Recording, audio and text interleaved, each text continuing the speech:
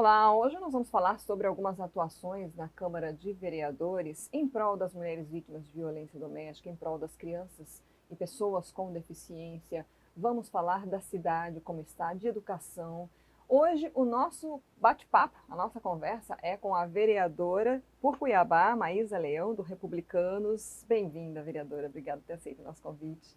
Eu que agradeço, fico muito feliz de estar na RDTV. São sempre entrevistas que a gente pode esclarecer muita coisa para a população. Bom, vamos já iniciar por uma questão bastante factual que foi aprovada na Câmara, né? A lei que define aí o auxílio aluguel para mulheres vítimas de violência doméstica. Vai ainda para a sanção, a gente sabe, mas o que ficou definido em relação a essa norma?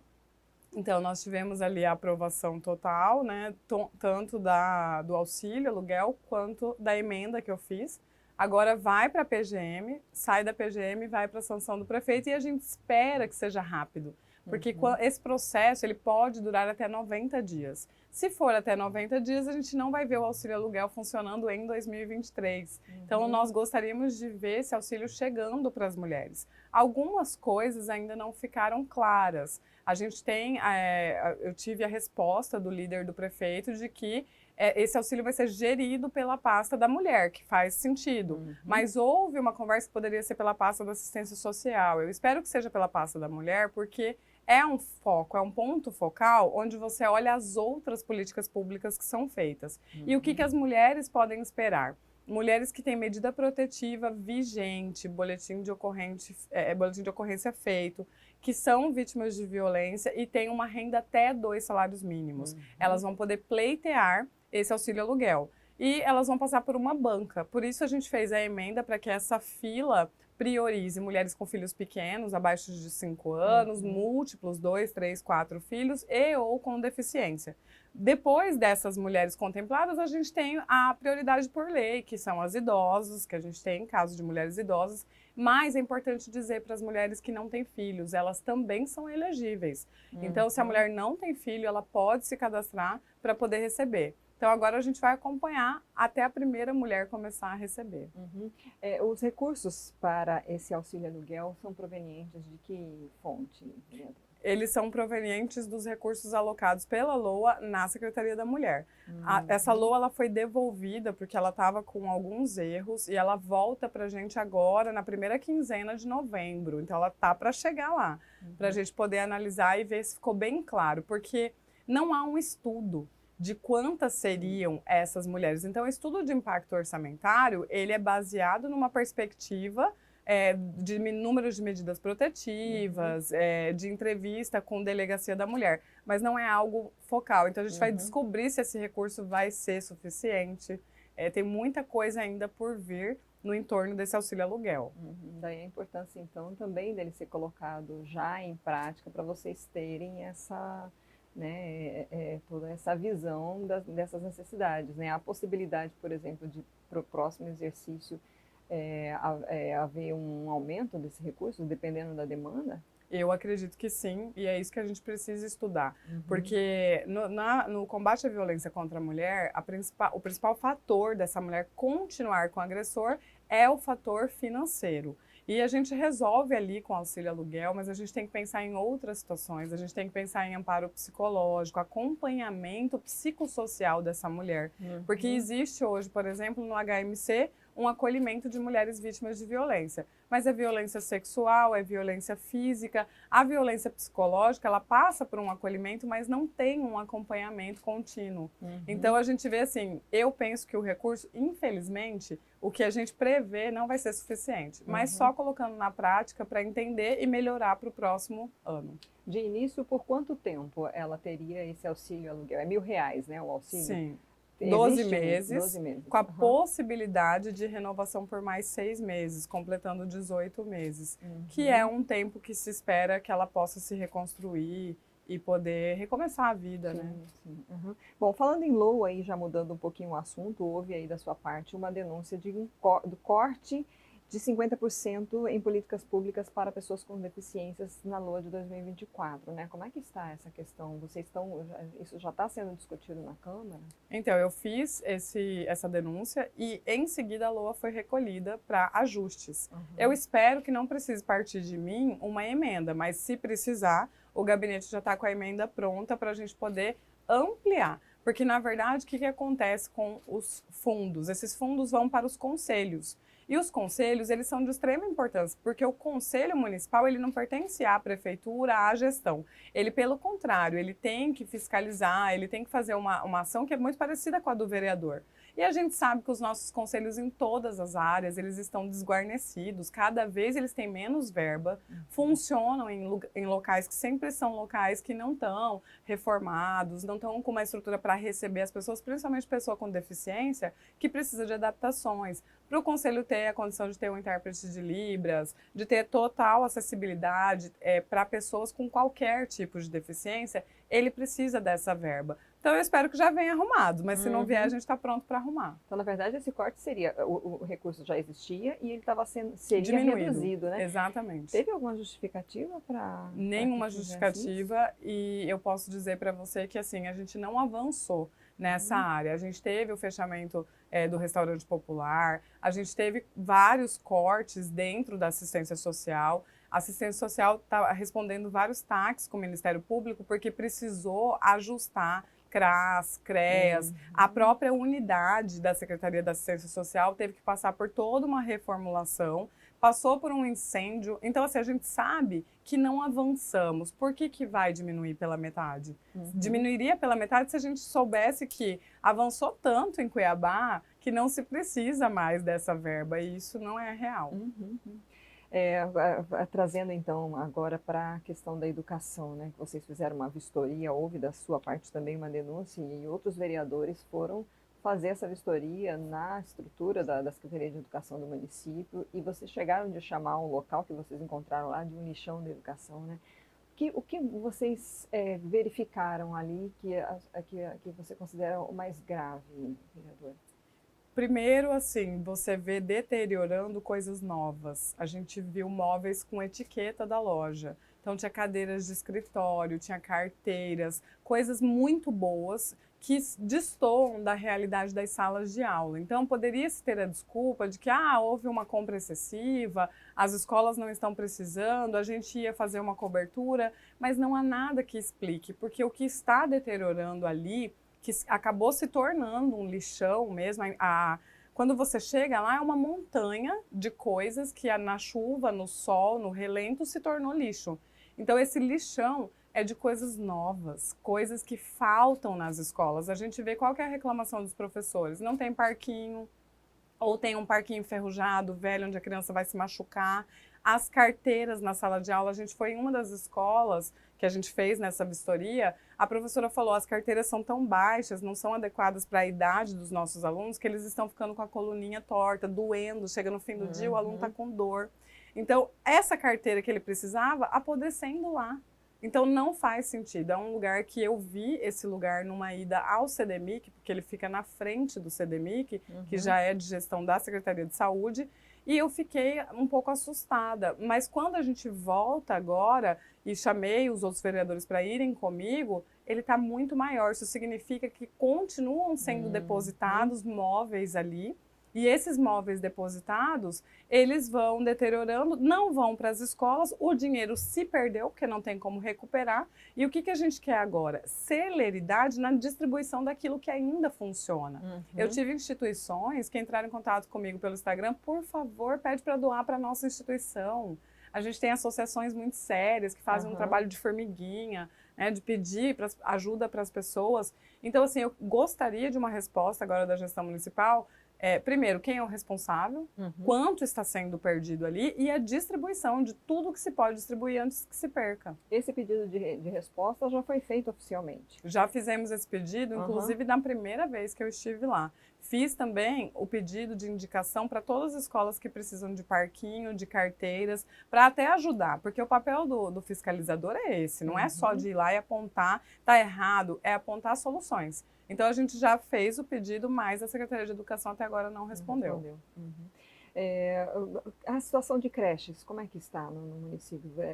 Isso também atinge a estrutura das creches? Totalmente. A gente tem várias creches precisando de reforma em telhado. A gente tem o problema sério da climatização em Cuiabá. Algumas passaram pelo Climatizar e Humanizar, que é um projeto do prefeito, onde ele instalou ar-condicionado em várias escolas, mas o ar não funciona porque não teve instalação elétrica.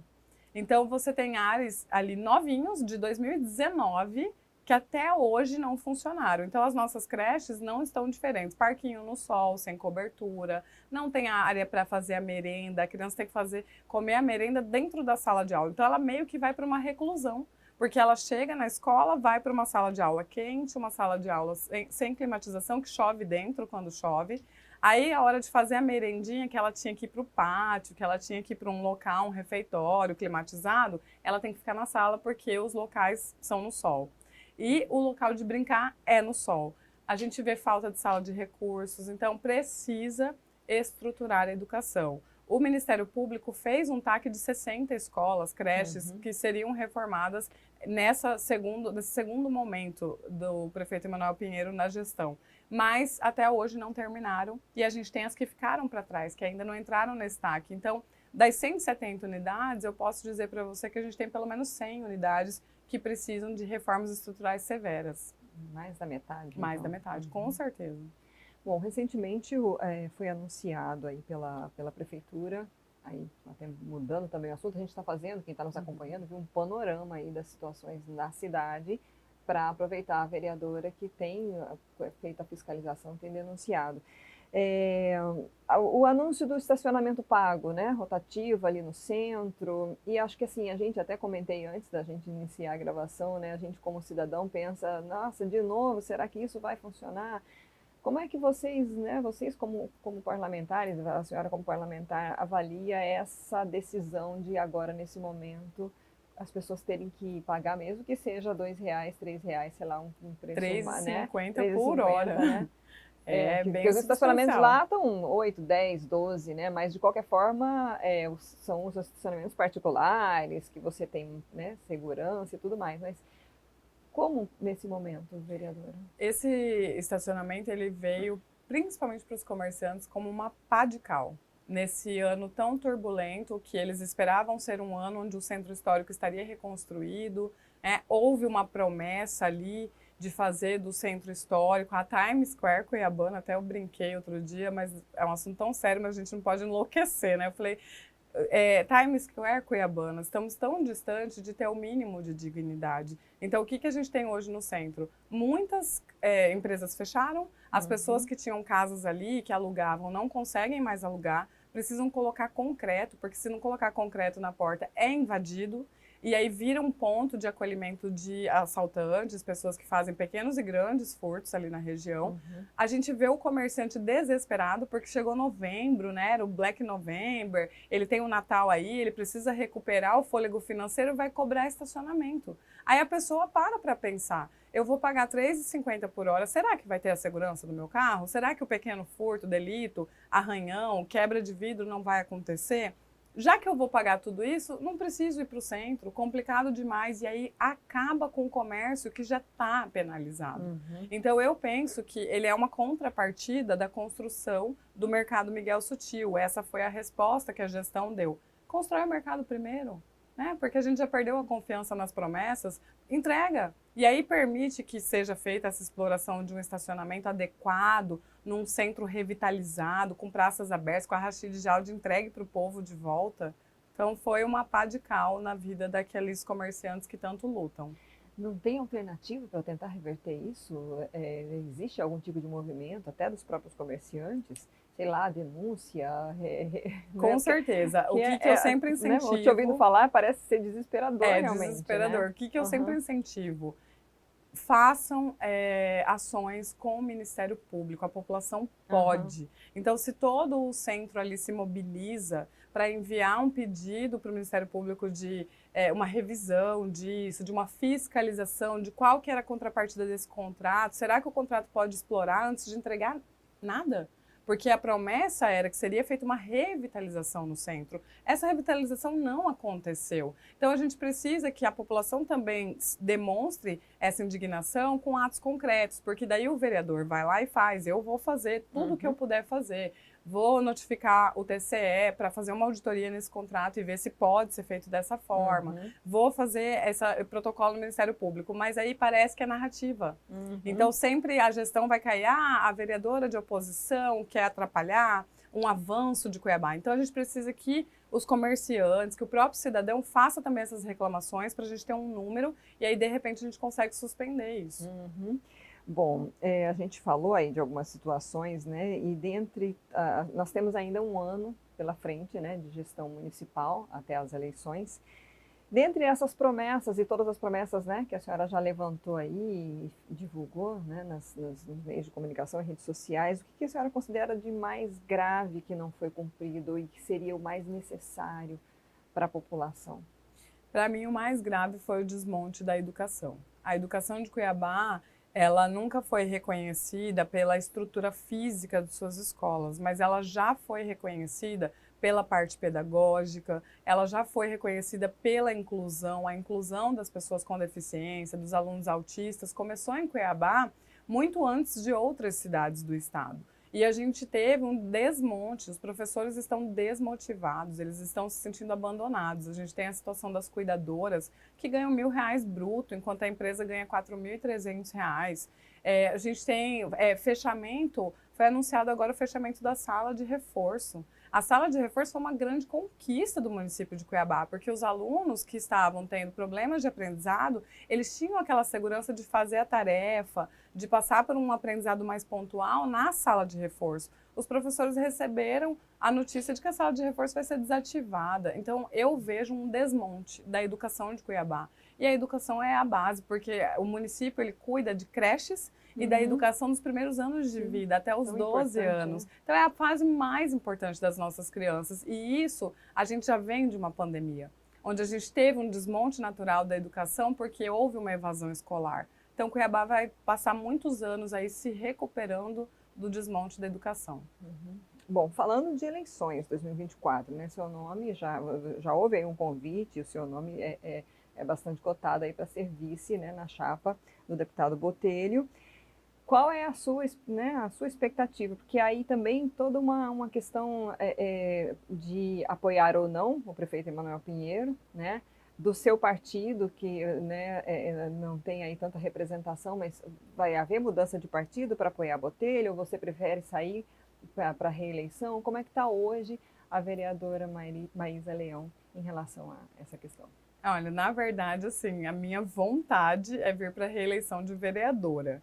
Esse é o meu desejo, foi para isso que eu me preparei. Eu tive um ano só de mandato, um mandato bem intenso. A gente vai ter mais o ano que vem, então serão 2 anos de mandato. Não dá para você dizer, entreguei um trabalho. Tem muita coisa ainda que pode ser feita. Há uma jornada aí para ser cumprida. Eu creio que num período de 4 anos, você fecha um ciclo, não é à toa que a gente tem esses mandatos de 4 anos. Então eu desejava entregar mais como vereadora. Porém, eu não posso me furtar dessa oportunidade que surgiu. Eu não posso dizer, não, o meu projeto é ser vereadora novamente, pronto, acabou. Existe um partido, existe um grupo político, existem decisões que a gente precisa tomar. Uma decisão tomada é que não caminharemos com quem estiver com Emanuel Pinheiro. Essa é uma decisão que é irrefutável, inegociável, porque seria totalmente contraditório com tudo que eu construí até aqui. Mas a decisão de ser vice ou não, ela vai ser muito pensada lá na frente pelos dirigentes partidários, junto comigo. E eu só entro nessa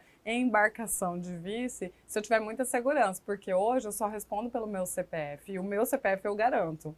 Pode vasculhar meu passado, pode passar um pente fino na minha história, eu não tenho um telhado de vidro. Então, colocar o meu CPF no colo de um outro CPF é algo muito forte. Então, vai ser pensado lá na frente. Bom, alguma questão que a gente não abordou para a gente encerrar, que você queira trazer? Eu quero agradecer a oportunidade e dizer para todo mundo que essa audiência maravilhosa que vocês têm aqui na RDTV, na RD News, que as pessoas acionem os vereadores. A gente vê muito nos comentários das matérias, dos vídeos, ninguém presta, ninguém trabalha, lá ninguém faz nada. A gente precisa mudar isso na política, a gente precisa saber o nome dos vereadores, a gente precisa cobrar pontualmente. Eu gosto quando vem alguém e fala assim, vereadora, vai na minha escola, vai lá no meu bairro, eu vi que você fiscalizou, mas eu senti sua falta aqui. Aí a gente vai lá, cobra, traz denúncias. Então o pedido é, vamos aproximar.